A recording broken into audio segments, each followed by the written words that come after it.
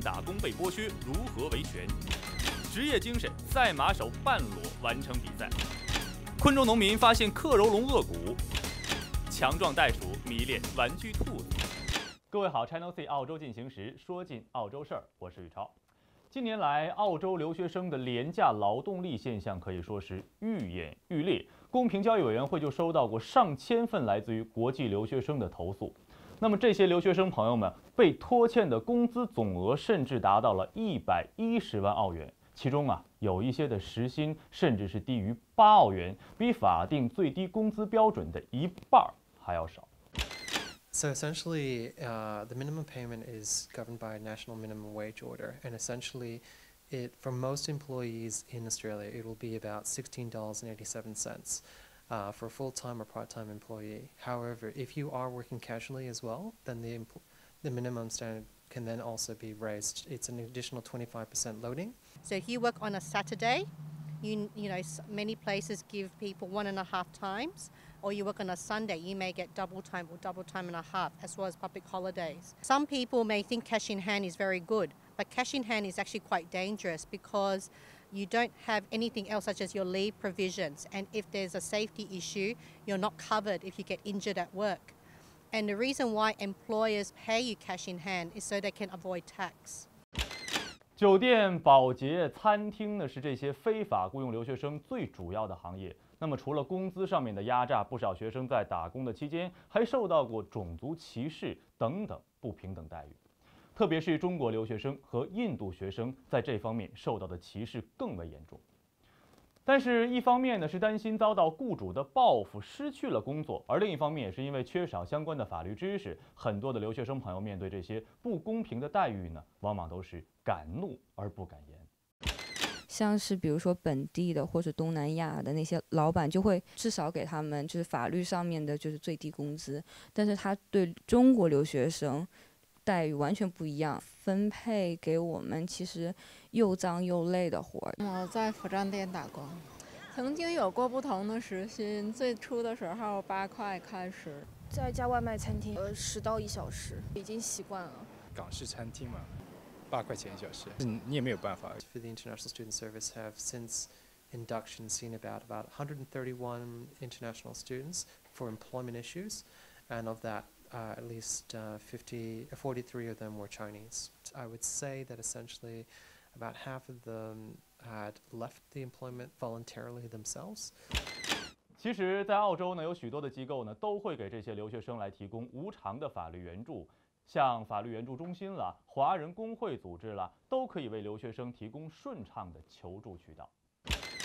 If you have an issue, if you're not getting paid correctly, or you're getting fired and you haven't got paid for what you've done, you can always call the union up and they can help you in regards to ensuring that you get paid correctly. If you need legal representation, and with the union fees, that's more than enough to cover your legal costs as well. We can do a number of things for international students. I guess the first part is that we would provide them with initial advice, outlining to them what their employment rights are.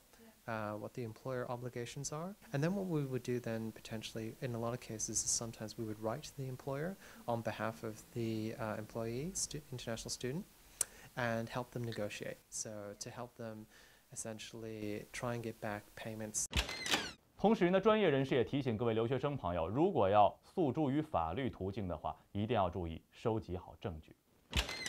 All of the times we try and tell them that the important facts and the important information that they need to collect while they work are to make sure they get pay slips, to make sure they keep copies of their rosters, or get the employer to sign off on rosters to confirm the hours that they worked as well too. So at least it makes it easier for an international student to make a claim against a former employer or against an employer who they're currently working for, who's underpaying them. 其实，只要你采取了行动保护自己的权益呢，并不难。我们身边就有为自己成功维权的例子。是我之前打工的那一家机构，他给我的时薪是大约每小时7澳元，然后远远的低于了正常的工资标准。然后我后来去 Rapid Legal Center， 它里边的律师对我进行了帮助。然后第一次是登记我的个人的信息和所有 detail， 之后第2次、第3次是有专门的律师。大约是2名律师对我就是进行这些整个事情的咨询。很高兴呢，这位同学最终是拿回了属于自己应得的利益。面对劳动剥削，一味的隐忍绝对不是解决问题的好办法。我们呼吁大家都能够为自己的权利挺身而出。好，接下来来看其他方面的消息。赛马呢，一直被誉为是贵族的运动。那赛马选手呢，一个个穿的也是特别的帅气。可是就在前2天举行的悉尼赛马公开赛上呢，却有人衣冠不整了。那就是一位赛马选手，他的裤子在比赛当中呢不慎松了，慢慢的滑落下来。那这位选手呢，却凭借自己高尚的职业道德，就这样半裸着完成了比赛，而且还获得了第2名的好成绩。那在布里斯班的 House Breeze 咖啡的餐厅呢，就缺少职业道德了。有一位顾客呢，居然在他们的沙拉当中吃出了一个水槽的塞子，而餐厅的员工呢，却觉得非常好玩好笑。看来这种倒胃口的事儿真是一次就够了。而在昆士兰州农民哈坎在清理农场杂物的时候，他却意外地发现了一个世界上保存最完整的、长达1.6米的克柔龙的颚骨。那什么是克柔龙呢？它是一种史前的动物，生活在距今1亿年前的海洋里，它身长最长可以达到11米。说完了这个史前动物，我们再来看看我们熟悉的袋鼠很多朋友都知道，我们澳洲有一种袋鼠呢，它的形象是这种健壮、爱打架、爱踢人的，甚至还有专门摔跤的。可是澳洲就有一只可爱的袋鼠呢，一改这样的形象。有一位游客送给这位袋鼠一只玩具兔子，那这只袋鼠就开始一天到晚都把它抱在怀里，连打架吃饭都忘了。好了，今天的节目呢，李超就跟您聊到这儿，我们下周再见。